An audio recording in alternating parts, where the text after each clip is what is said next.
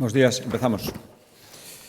Bueno, pois, rematada a reunión ordinaria do Consello de Xunta de Galicia, paso, como sempre, a dar conta dos asuntos máis importantes tratados e acordados. O primeiro, a proposta da Consellería de Política Social. Seguimos cunha medida pioneira e prácticamente única a día de hoxe entre todas as comunidades autónomas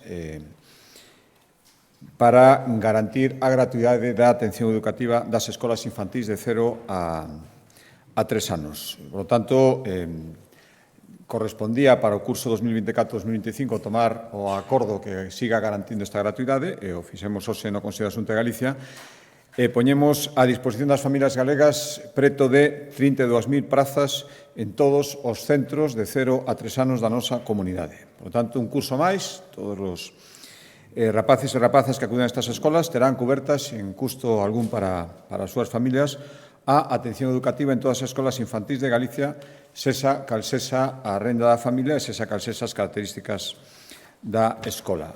Hoxe aprobamos unha nova orden coa que se consolida esta gratuidade para todas as escolas infantís privadas e de iniciativa social para o 100% do alumnado.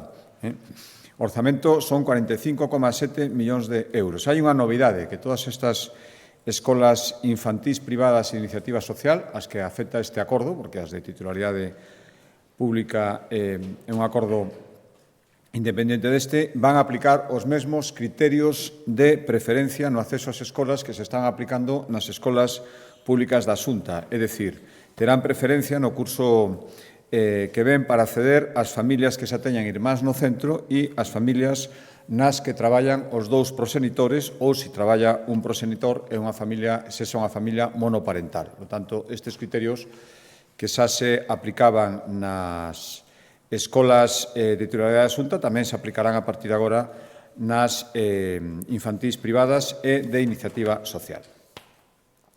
Outro acordo de política social ten que ver coa aposta que a Xunta de Galicia leva facendo moito tempo por la atención témpera, que é un servicio fundamental para atender o desenvolvemento dos nenos ata os 6 anos de idade. Permite identificar, e, polo tanto, un identificado, tratar posibles trastornos desde os primeiros síntomas ou sospeitas e ofrece tamén aos nenos as ferramentas que lles permitan gañar en autonomía e calidade de vida e tamén, lóxicamente, a tranquilidade e a axuda para as súas familias. En o ano 2009, Galicia pasou de ter, empezamos no 2009, 2 unidades de atención témpera a 45. Pasamos de cubrir 15 concellos, que son os que se cubrían inicialmente con estas 2 unidades de atención témpera, a 200 concellos cubertos con estes 45 unidades de atención temperá que había ate o día de hoxe. Pois ben, o que fixemos hoxe, aparte de consolidar os 45 que existían, é aprobar unha orden de axudas para poñer en marcha 12 novas unidades de atención temperá en Galicia. Insisto, e consolidar as 45 xa existentes. Incrementamos o orzamento nun 34%, chega a 15,8 millóns con este acordo que tomamos hoxe, e, xa digo, aparte de crear 12 novas unidades de atención temperá, aumentamos o número de profesionais nas unidades que xa existían. A previsión, con esta nova orden de axudas de 15,8 millóns de euros, é atender a 5.000 nenos e nenas e as súas familias necesitados deste tipo de servicios fundamentais que prestan as unidades de atención temperá. E o último acordo de política social, importante acordo, 18,5 millóns de euros, destinados a colaborar cos concellos para que construan ou reformen centros sociais. Estamos falando de residencias, de centros de día, de vivendas comunitarias, de centros sociais de titularidade municipal. En total son 24 proxectos os que se van a apoiar, apoiar nas 4 provincias galegas con estes 18,5 millóns de euros. O desglose dos 24 serían 12 novas residencias construídas, é dicir, apoiaremos a construción de 12 novas residencias, tamén a reforma ou ampliación grande doutras 6 residencias que xa existen, creación de 4 novos centros de día, un novo centro social e un centro integral de atención aos maiores que terá servizo de atención diurna e residencial. O que facemos no Consello de Ose, con estes 18,5 millóns de euros, é autorizar que se asinen convenios con estes concellos para que se encarguen os concellos de contratar e executar as obras que se van subvencionar e despois xestionarán os centros que van ser da súa titularidade. Algúns só son os que nos que se van facer reformas ou ampliacións e as de nova creación tamén serían de titularidade municipal. Por lo tanto, con este plan de investimentos de casi 20 millóns de euros, o cálculo é crear 500 novas prazas públicas residenciais e 150 prazas públicas para centros de día. E, por lo tanto, seguimos no cumprimento dese compromiso de impulsar nos primeiros 100 días de goberno 1000 novas prazas de residencia, centros de día ou discapacidade a disposición dos galegos a maiores das que xa existía. Por lo tanto, estas 650 que se van crear con estes 18,5 millóns de euros se encadran dentro dese compromiso. Cambiando de consellería, en caso a Axencia Galega de Turismo, dependente, como saben, da Presidencia da Xunta, despois de asinar un convenio coa Fundación Catedral para atender os fluxos e a circulación e a seguridade no interior da Catedral de Santiago, facemos o mesmo para atender os fluxos e colaborar na contratación do persoal que presta os seus servicios no Centro de Atención e Información aos Peregrinos, na Rúa Carretas, 300.000 euros, para axudar cos gastos de limpeza, de mantemento e, como decía, de contratación do parte do persoal que ali traballa. En o ano 2014 destinamos 2,4 millóns a apoiar os gastos desta oficina que está recibindo de media nos últimos anos ao redor de 450, incluso 500.000 peregrinos e o cálculo vendo o fluxo actual, batindo todos os récords que poidan atendelos, persoas que pasan por aí, por lo tanto, teñen que ser atendidas neste centro.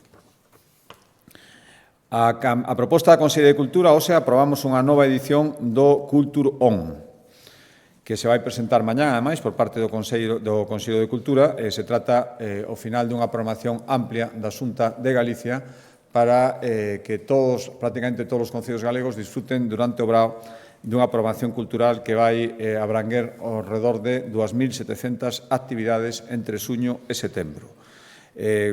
Por facerles outro cálculo, cada día, entre estes meses de brao, os galegos poderán elixir entre unhas 30 actividades culturais. É certo que espalladas por toda a xeografía galega. Imos destinar 4,5 millóns de euros a este programa Culturón. Programación para todas as cidades, para levar a cultura a todo o territorio e para abarcar todas as disciplinas artísticas posibles. Por facelles, digo, mañá se presentará, pero estamos falando de 550 actividades en festivais de narrativa, teatro, música, 800 circuitos de danza, maxia, espectáculos de rúa, 200 citas musicais, desde lírica a folclore galego, 300 propostas nas bibliotecas da Rede Galega, 30 exposicións nos museos galegos, en definitiva, unha programación moi amplia que mañá, logo da aprobación do Consello da Xunta de Galicia, será presentado con máis detalle. A proposta da Consellería de Mar, cambiando de asunto, hoxe aprobamos duplicar as axudas que se estaban mantendo até este momento para fomentar a mellora tecnolóxica e a competitividade nas empresas de acuicultura, cada vez con máis actividade en Galicia. Estamos falando, o acorde hoxe, 830.000 euros, dirixidos a empresas dedicadas a cría, cultivo e reproducción, que leven a cabo o requisito proxectos innovadores e que, ademais, teñan de socio un organismo científico ou técnico. Esta sería a condición, proxectos innovadores con un socio científico ou técnico. E a cuantía pode chegar entre o 50% e pode chegar, en algúns casos, o 100% do coste do proxecto. Todos teñen que ser proxectos relacionados con reducción do impacto medioambiental destas instalacións, produción máis sustentable ou incorporación de novas especies para a cría. A proposta conxunta da Consellería de Sanidade e a Consellería de Infraestructuras, cambio de asunto, hoxe autorizamos licitar as obras do novo Centro de Saúde de Vilagarcía de Arousa por un importe de 19 millóns de euros. Estamos falando dun centro amplio e moderno que vai sustituir a un centro que xa tiña casi 50 anos de existencia, que necesitaba unha ampliación. Polo tanto, o que facemos é construir un novo centro e a previsión é que, unha vez tomado o acordo de hoxe, as obras comecen inmediatamente comece o proceso para licitarlas, pero que empecen este ano e que a duración das obras sexan un máximo de 24 meses. Como decía, o novo centro vai incrementar notablemente a capacidade do actual. Pasamos de 3.400 metros cuadrados a 8.500, aumentan en 10 o número de consultas ata chegar ás 17 en Medicina Xeral, 3 máis, 4 máis de enfermería, 17 haberá tamén, e 3 máis de pediatría para chegar a 5. E tamén vaise duplicar de 1 a 2 pois, as consultas de farmacia, traballo social, matrona, odontoloxía, higienista dental e fisioterapia. E tamén cabinas para o tratamento de fisioterapia, entre outras moitas melloras. En definitiva, vai ser un centro cunha capacidade tanto en superficie como en novas consultas moi superior ao actual, que, como digo, estaba obsoleto despois de 50 anos, e isto faise en colaboración coa Autoridade Portuaria do Concello de Vilagarcía. A proposta da Consellería de Sanidade tamén tomamos un primeiro acordo que vai supoñer que se posibilita a construción dun novo centro de salud. O que facemos é aprobar a cesión dunha parcela que nos entrega o Concello Becerreá para construir neste municipio un novo centro de saúde. As actuais instalacións tamén, como no caso anterior, xa están obsoletas, teñen 30 anos, van quedando pequenas, e o que imos facer é modernizalas e ampliálas.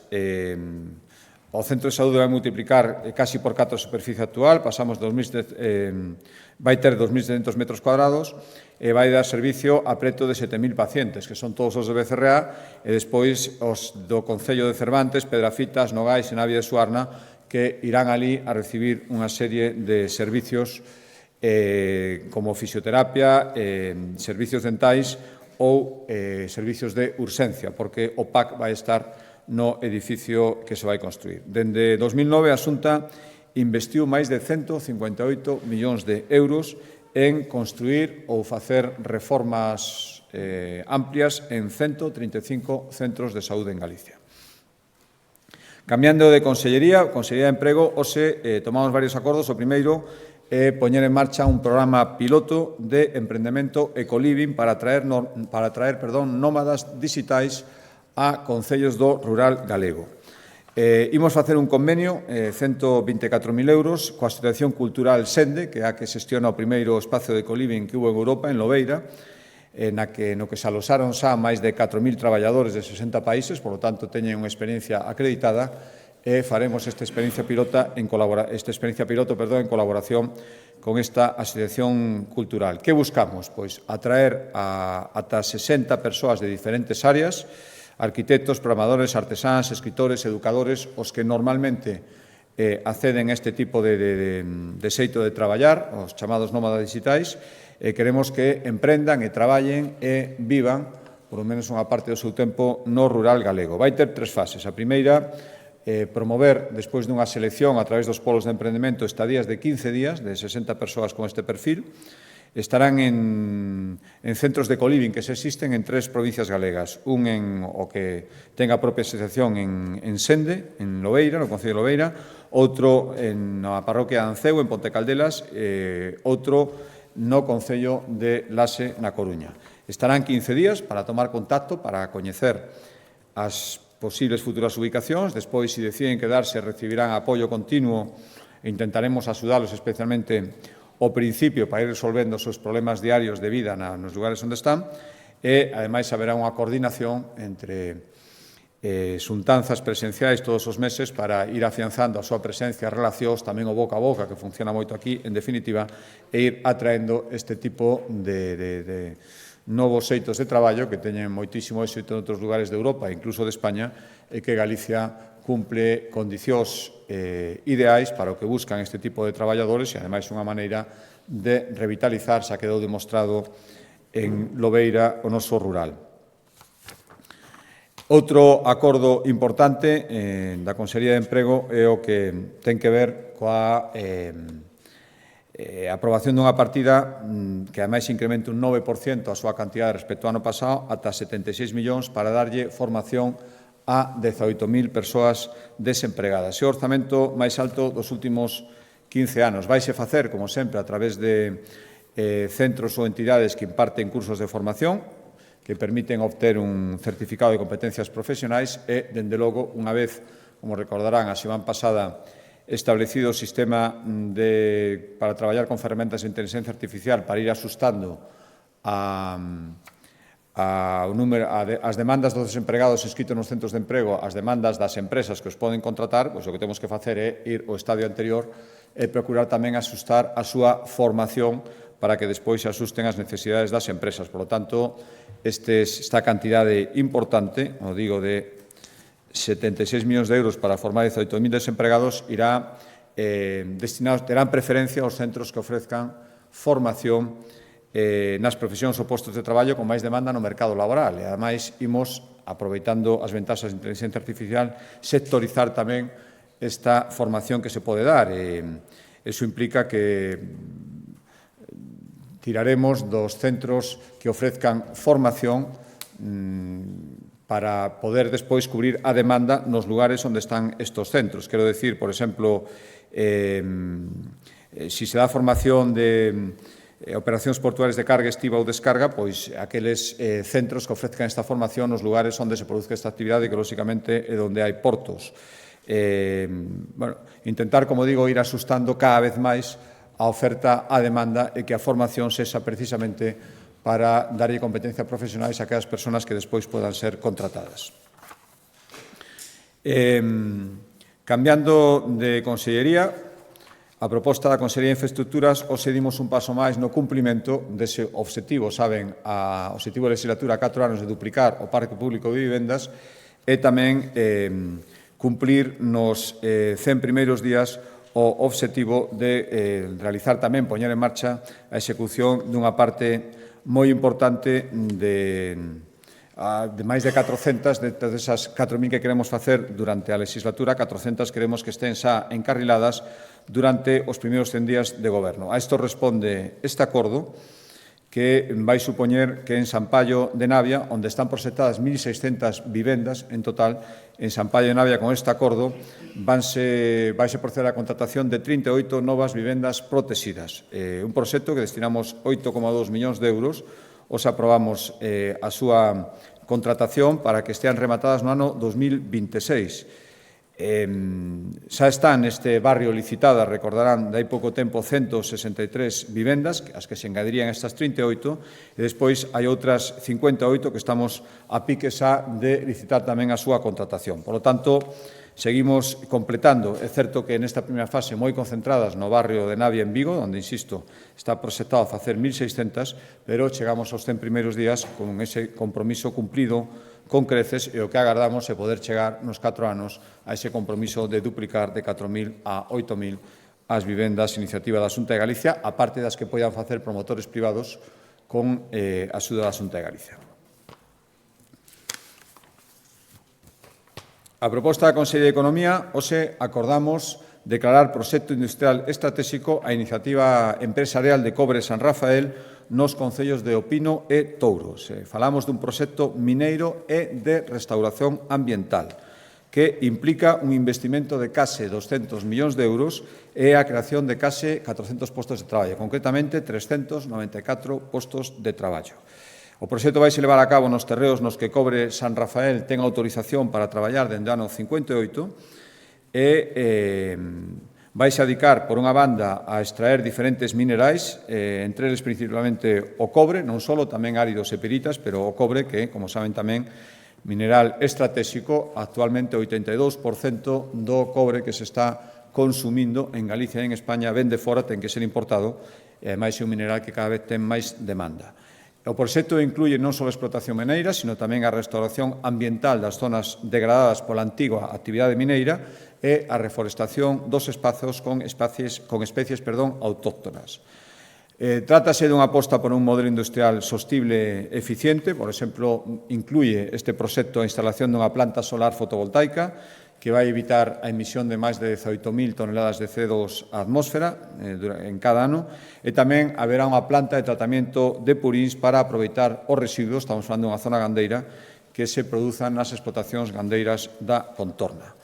A declaración de proxecto industrial saben que permite a reducción dos prazos a mitade, e con este proxecto industrial estratégico xa son 8 os declarados pola Xunta de Galicia. Por facerlles un pequeno recordatorio, o desglose serían a planta de hidróxeno verde de Reganosa EDP Renovables, a fábrica de neumáticos de Century Tire e a de fibra reciclada de Ence, todo eran nas Pontes, a planta de metanol verde de Forestal del Atlántico en Mugardos, a planta de fibras de Altri en Palas de Rei, a de hidróxeno renovable de Naturgy, Repsol e Reganosa en Cerceda e, por último, a planta de manipulación de peixe de Stoltzy Farm en Rianxo. Con este acordo que tomamos hoxe respecto a este proxecto serían 8 as iniciativas, os proxectos industriais estratégicos declarados pola Xunta de Galicia.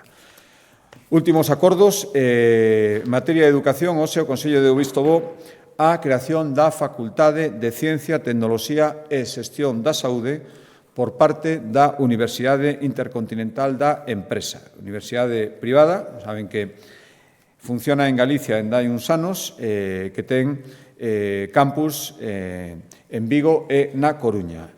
A Xunta autoriza esta creación despois de informe favorable de diferentes entidades, entre elas o Consello Galego de Universidades, onde, como saben, están presentes tamén as 3 universidades do sistema público galego. As titulacións que oferte esta nova facultade terán agora que someterse ao proceso de verificación previsto na normativa estatal e autonómica e a idea é que empecen, por lo tanto, empezarán cun grao que será o grado de Psicoloxía. Outro acordo en materia de educación, tamén dentro dos 100 primeiros días de goberno, dos compromisos de activación, xa é coñecido, o seu que fixemos foi aprobar os decretos que van permitir garantir igualdade de oportunidades no ensino público en Galicia, garantíndolle a matrícula gratuita a todos os alumnos de primeiro ano e despois a todos aqueles que vayan superando determinado porcentaxe de asignaturas no curso. Saben que fomos pioneiros en congelar as tasas universitarias, hai 13 anos que se veñen congelando sempre e agora damoslle luz verde a matrícula gratuita para os alumnos de grado universitario e de ensinanzas artísticas superiores en Galicia a partir do vindeiro ano. Imos ser a única comunidade na que os alumnos que aproben poderán estudiar unha carreira totalmente de balde se van cumplindo os requisitos e, como digo, se son alumnos de primeiro ano, o requisito sería ter superado ou ben a BAU en Galicia ou ben un ciclo de FP superior o curso anterior a matricularse na universidade ou ben ter superado, no caso das ensinanzas artísticas, a proba de acceso específica que teñen estas ensinanzas. E para o resto de persoas que non cumplan estes requisitos van ter volvo a decir, as tasas universitarias conseladas. Cales son os requisitos para os seguintes anos ata finalizar o grado? Pois, se falamos de grados de Artes, Humanidades e Ciencias Sociais, e ensinanzas artísticas hai que ter superado o 90% das asignaturas para ter dereito a gratuidade no ano seguinte do grao. Se falamos de carreiras incluídas en Ciencias da Saúde sería o 80% e se falamos de Ciencias, Enseñarías ou Arquitectura hai que ter superado o 65% das asignaturas. Creemos que con isto, ademais, estamos en coherencia co que dixemos sempre de premiar ou estimular o esforzo dos alumnos tamén asustando a diferentes dificultades nas diferentes grados das carreiras. E último acordo, que debullará un pouco máis polo miúdo a Consellería de Medio Ambiente, ten que ver co inicio dos trámites que os acordou o Consello da Xunta para elaborar unha nova lei de Administración Ambiental simplificada.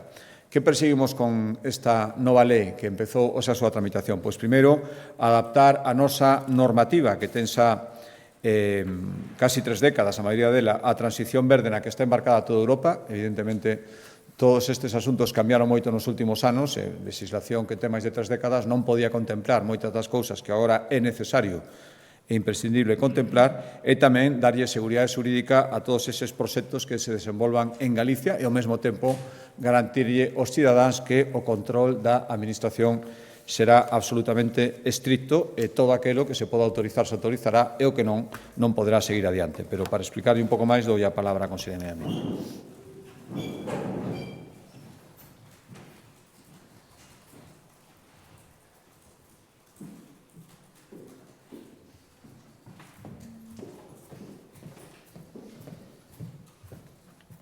Gracias, presidente. Bos días. Importante acordo tomado no día de hoxe por parte do Consello da Xunta para adaptar a normativa da Administración Ambiental aos novos retos. Son retos en materia de clima e tamén en materia de enerxía e, por suposto, dar seguridade xurídica tanto aos promotores públicos como privados. O deber das administracións é garantir o equilibrio, un equilibrio entre a protección do medio ambiente, pero tamén o desenvolvemento económico. Cumplimos así as recomendacións que nos está establecendo a todas as rexións e tamén a todos os países a Unión Europea. Por iso hai diferentes proxectos, a gran maioría, os proxectos industriais, empresariais, actividades económicas ou mesmo planeamento que precisan autorización ambiental para a súa posta en marcha. Tal e como decía o presidente, a última normativa integral a nivel ambiental da comunidade autónoma data de 1995, é dicir, son 29 anos, e dende entón houve unha morea de decretos, reformas a nivel estatal e tamén europeo e reformas de varias leis da nosa comunidade adaptándonos, pero entendemos que hai que dar un paso ao fronte. A convivencia de diferentes normativas xera a veces incertezas e mesmo pode poñer en perigo proxectos que xa contaban con unha autorización ambiental. Polo tanto, o Consello aproba hoxe iniciar a tramitación da Lei de Administración Ambiental Simplificada de Galicia, faino para unificar e, ao mesmo tempo, actualizar a regulación nesta materia. Vaise iniciar o proceso de consulta pública. Como sabedes, o Goberno Central quere obviar a consulta pública. Nos queremos ser totalmente transparentes, así o vimos facendo no resto das leis. Queremos, ademais, que sexa unha lei participada, consensuada, e a partir de mañá estará na páxina de transparencia e dámonos un tempo ata o mes de setembro. A partir de aí será no último trimestre deste ano cando xa teñamos todo o texto e empezar o resto dos trámites. O obxectivo desta lei é doble: adaptar a normativa galega á transición enerxética, na cal estamos inmersos, e dar seguridade xurídica aos promotores, tanto públicos como privados. Deste xeito, Galicia quere situarse á vanguarda e contar cuns ordenamentos ambientais máis modernos e innovadores. Seguimos outra senda, e esta senda é a de outras comunidades autónomas, como é o caso do País Vasco e tamén de Asturias. Na práctica, que é o que vai a supoñer esta lei autonómica? Dar máis claridade, dar certeza aos promotores, unificar criterios, unificar requisitos para poder obter as autorizacións ambientais. Por outro lado, imos simplificar e axilizar os trámites para recibir esa autorización, licencia ou avaliación ambiental. Impulsaremos, ademais, a coordinación entre as diferentes administracións implicadas na tramitación, que, como sabedes, son moitas. E, por último, imos garantizar que é o máis importante, que calquera proxecto que se poña en marcha en Galicia cumpre cos estándares de protección ambiental da Unión Europea.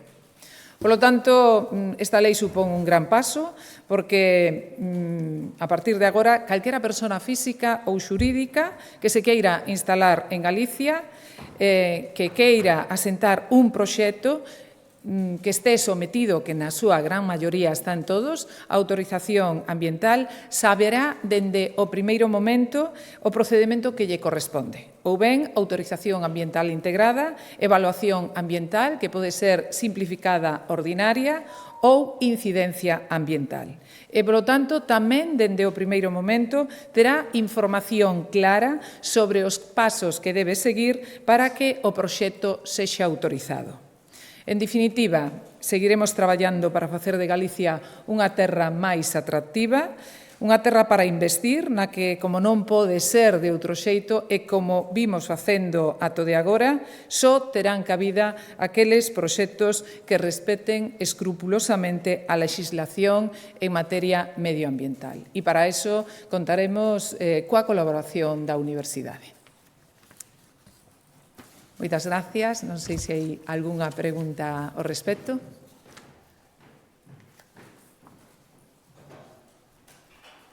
Si falaba de acelerar prazos e trámites, non sei se teñen un cálculo de cantos se reducirían esos plazos con respecto a agora, e despois, se esta lei vai a influir en proxectos que xa se están tramitando actualmente. O sea, se vai a ser, digamos, un pouco retroactiva. Gracias. Bueno, as leis en principio non poden ser retroactivas, pero sí é certo que mensualmente a Xunta de Galicia, a través da Consellería de Medio Ambiente, ven autorizando unha media de uns 30 proxectos. Iso quere dicir que hai moita actividade e, polo tanto, temos que pensar no futuro e tamén temos que pensar, efectivamente, naqueles de incipiente tramitación.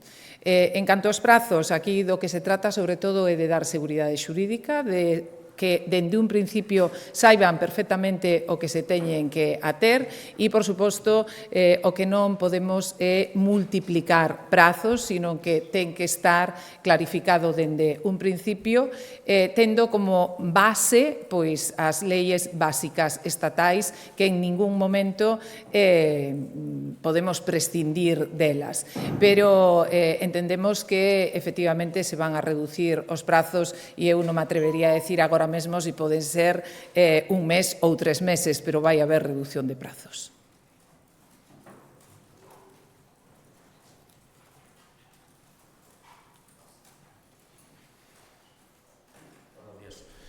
Quería saber se tamén hai simplificación de trámites en canto a consellería, es dicir, por exemplo, hai agora determinados permisos que dependen de patrimonio, es dicir, neste caso de cultura. Non sei se neste caso haberá tamén unificación de criterios na propia Xunta sobre esta cuestión ou siguen paralelamente aos expedientes. Non, ten que haber unificación de criterios e, de feito, ten que haber unha coordinación que sempre ten que partir, por un lado, do trámite que se fai e do órgano sustantivo, pero, por outro lado, para a autorización ambiental, esa coordinación ten que partir da Consellería de Medio Ambiente. Como non debe ser de outro xeito, teñen que estar aliñados, sexa o que sexa.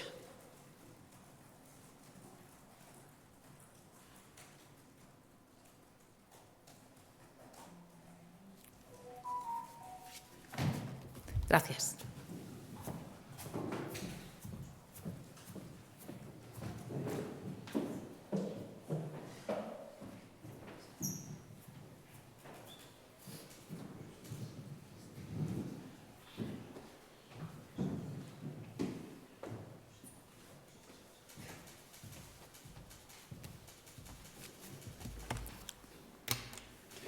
Sí, presidente, boas tardes. Sobre financiamento autonómico, o Foro Económico Galego vende presentar un escrito no Congreso dos Deputados no que din que en vez de exportar o modelo do cupo vasco ou navarro a Cataluña habría que revisar ese mesmo modelo porque poden converter en inviable o futuro do Estado español. E, simultaneamente, o ministro Cuerpo asegura que España ten recursos máis que suficientes para atender a singularidade de todas as autonomías de España. Sí, mire que alegría o ministro Cuerpo, pois entonces non sei por que lla debeda tantos cartos a tantas comunidades autónomas, empezando polo que nos adebeda a Galicia tamén en materia de dependencia, sin ir máis lonxe. Mire, efectivamente, si falamos de todo, pero falamos de todo conxuntamente. Eu diría ao Goberno central que menos facer este tipo de proclamas, é dicir que os recursos públicos son prácticamente infinitos e que chegan con tal de non recoñecer que a proclama pública de facerlle un tratamento singular a independentismo catalán para conseguir o apoio na Moncloa. Ahora, por non rectificar, di que non hai ningún problema en facelo singular para todo o mundo. Eu volvo a recordar o aviso que lle deron dicindo que para que sexa singular ten que ser diferente aos demais. E aparte é que teñen certo, e iso é o que non queremos. Por lo tanto, eu diría ao Goberno Central que deixe de facer tantas declaracións á galería. Se hai cartos que nos dé as comunidades autónomas o que nos debe, e débenos moitos cartos por diferentes partidas, e que canto antes convoque o Consello de Políticas Fiscal e Financiera. Está convocado xa, pero veremos se realmente é para falar dun novo modelo de financiamento e se está disposto a escoitarnos, e, dende logo, Galicia iraía a propoñer as súas suxerencias e a poñer de manifesto as súas necesidades, que ao final o financiamento ten que servir para poder pagar o custe dos servicios, que en Galicia son máis elevados polas nosas características. Se están dispostos a escoitarnos todo eso e despois é capaz de dar satisfacción a todo o mundo, benvido sexa. Pero, mire, se fora así, probablemente xa estaríamos hai tempo discutindo todos conjuntamente, pero como que interesa é discutir primeiro con uns e despois cos demais, pois por eso nos entreteñen con este tipo de proclamas.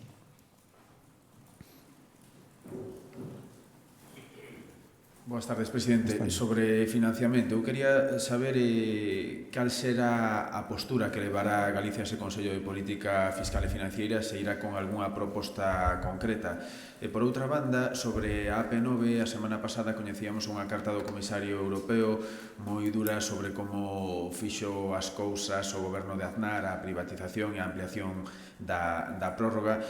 Non sei como ven dende a Xunta esa forma de actuar e se poderían exixir algunhas responsabilidades ao Goberno Central polo feito no ano 99. Gracias.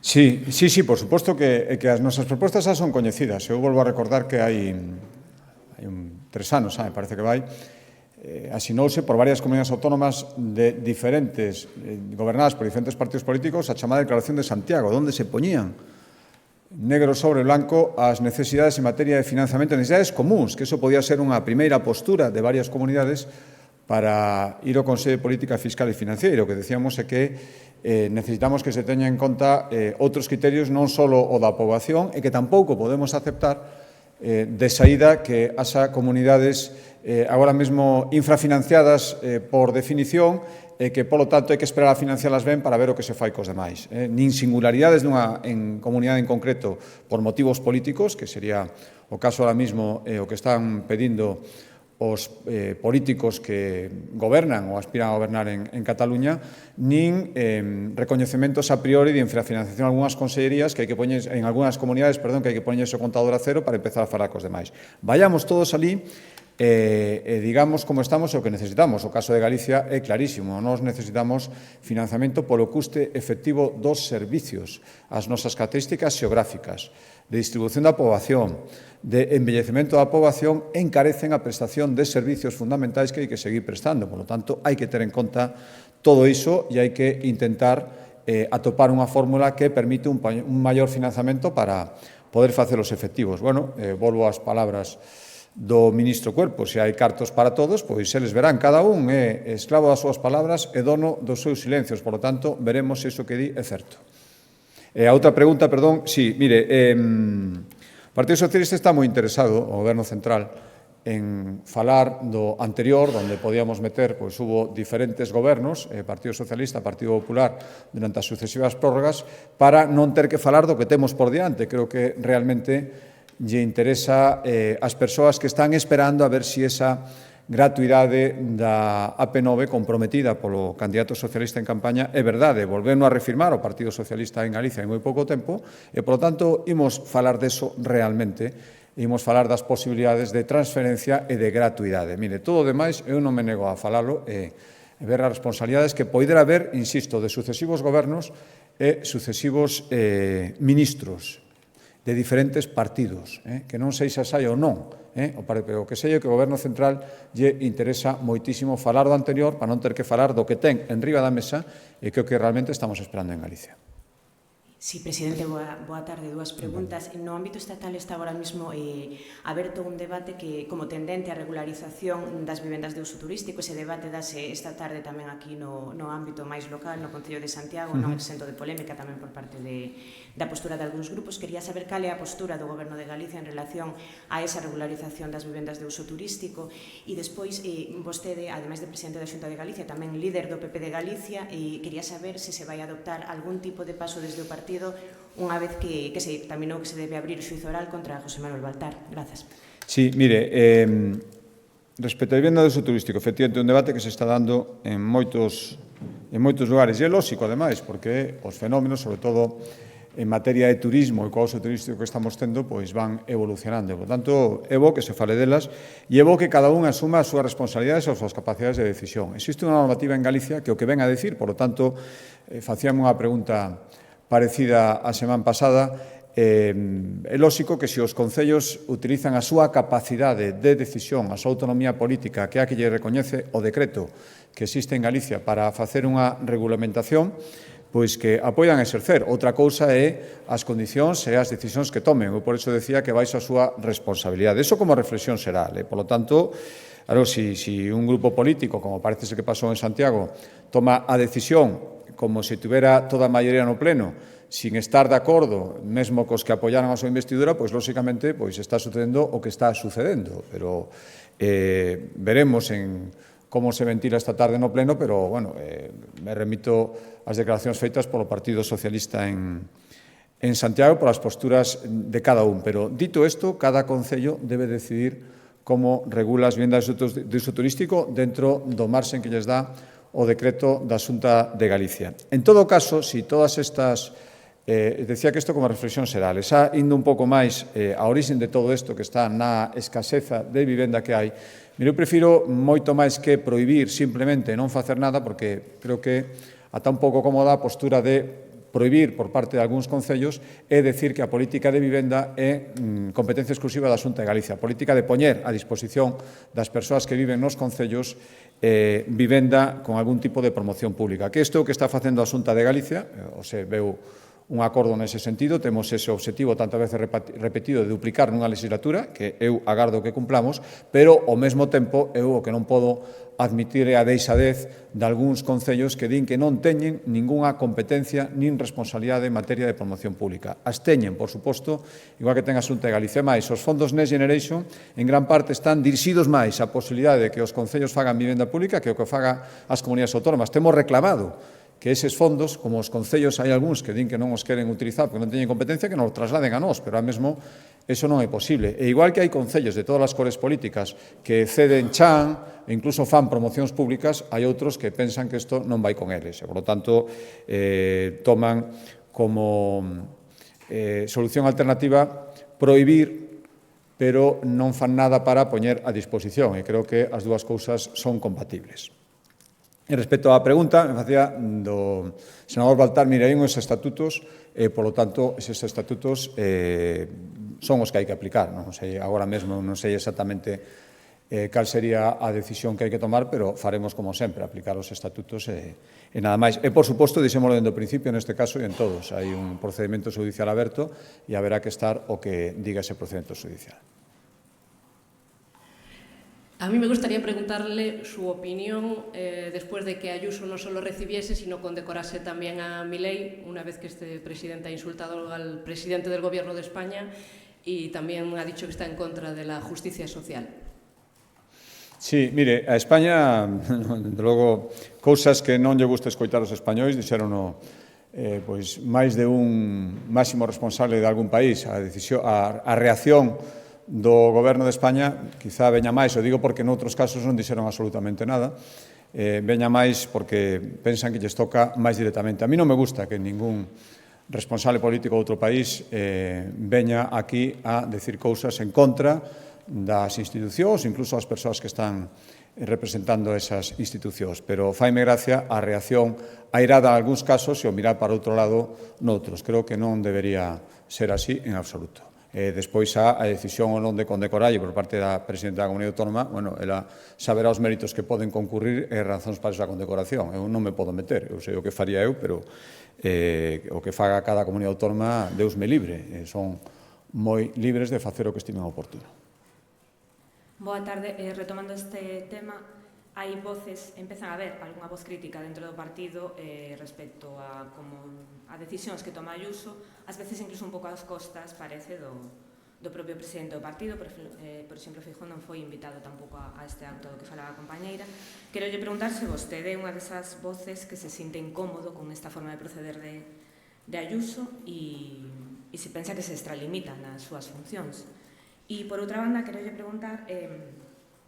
xusto hoxe ve unha lei sobre tramitación administrativa, a Xunta hai moitas autorizacións eólicas que agora mesmo están paradas judicialmente, hai tamén autorizacións para minería que tamén están paradas, algunhas incluso porque lle retira a Xunta as autorizacións que a propia Xunta lle deu. Quero lle preguntar se isto é que a Xunta incluso está facilitando, promovendo que haxa esta inseguridade xurídica que precisamente hoxe están intentando reverter con esta lei. Gracias.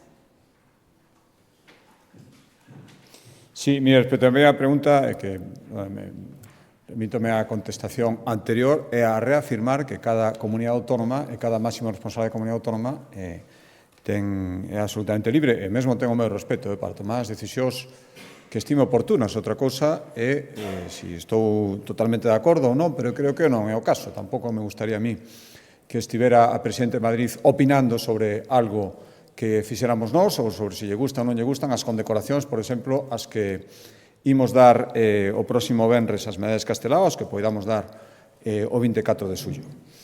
Respecto a segunda pregunta, bueno, ustedes saben que, primeiro, dixemos moitas veces, as decisións judiciais que se están tomando aquí respecto das suspensións cautelares das enerxías renovables estánse tomando solo aquí, ante casos moi parecidos.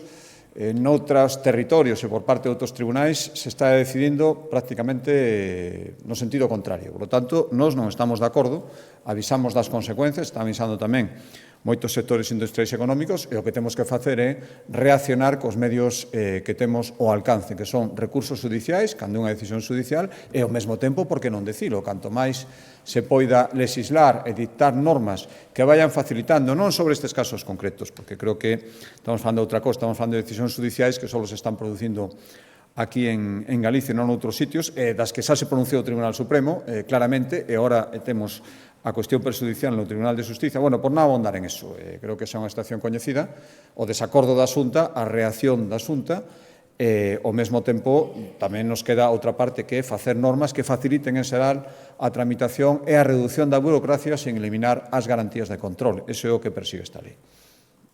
Bos días, presidente. Hai un tempo puxéronse en marcha medidas para acelerar a tramitación da dependencia. Quería preguntarlle se pensa que están funcionando ben e se vai poñer en marcha outras tamén para acelerala máis. E, por outra banda, preguntarlle que lle parece que o Bloque reafirmase este venres as liñas vermellas ao seu partido no Concello de Ourense. Gracias.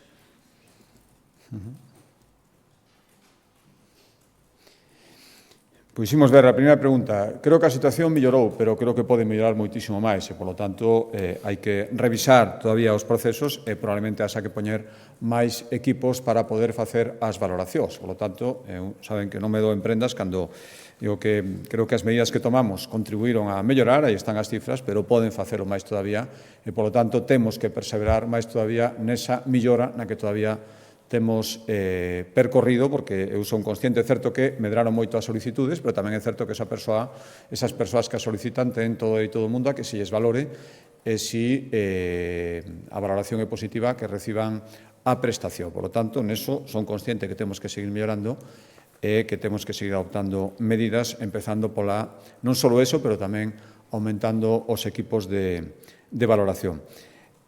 Respecto a segunda pregunta, é que alguén quere negociar, o primeiro que lle di a persoa co que quere negociar é que non quere saber nada con ela de que se faga cargo de ningún goberno e que ten unha liña vermella e que en ningún caso vai ser ningún concepto. Por lo tanto, que seríamos só ferramentas para conseguir o objetivo de que che ponga a liña vermella, pero que non estamos invalidados para calquer objetivo de goberno. E iso, respecto ao Concello de Ourense, e o di a cuarta forza política en número de votos a segunda. Por lo tanto, entenderán que a la L, se creen que unha negociación vai a bo término, se o primeiro é poñer liñas vermellas, vetos, públicamente decir que non se quere saber nada dese partido máis os seus votos, excepto os seus votos, pois así, lóxicamente, é moi difícil chegar a ningún tipo de acordo e eu penso, xa é casi unha convicción persoal, que probablemente é o que pretendió o BNG, facer ese postureo, decir que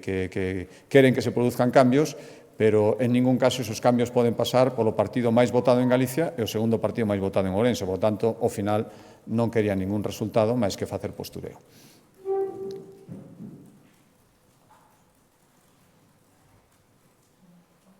Sí, sobre esta cuestión, outro día unha entrevista ao presidente Luis Menor preguntado ante a posibilidade de si isto pode ser desatascado, por así decirlo, polos líderes políticos, é dicir, por vostede, Ana Pontón e Besteiro, e ele dicía que sí, que ao mellor había que intentar esa posibilidade. Non sei se vostede ve a posibilidade de, en algún momento, cando fale cos líderes dos outros partidos, abordar esta situación.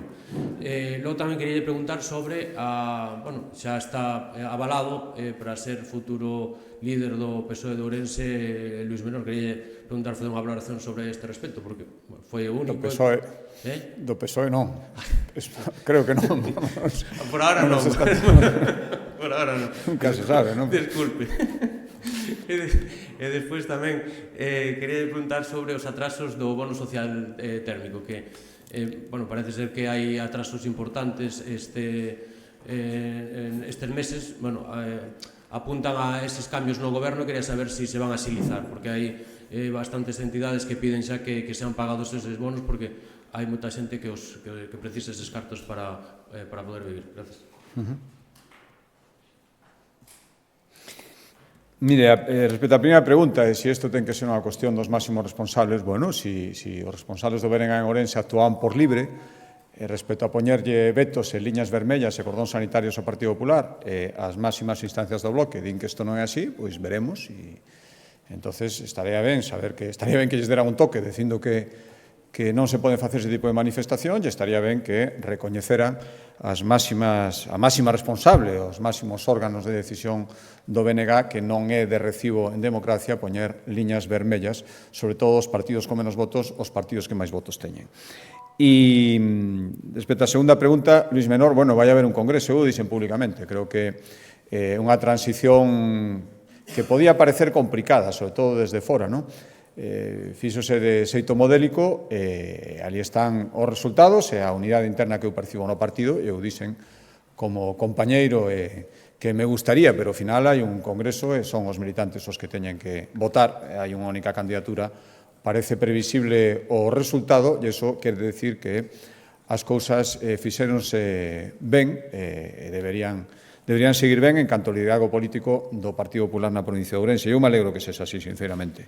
E respecto á terceira pregunta, volvo de antes, ni moito menos todo se fai coa axilidade que a mí me gustaría, creo que melloramos moito, creo que en comparación con outras comunidades autónomas partimos ou funcionamos con bastante ventaxe, con bastante máis nivel de resolución, pero eso non quere decir que haxa cosas que se poidan facer todavía mellor, neso estamos. E se este é un caso, así intentaremos mellorar. Moi ben, moitas gracias.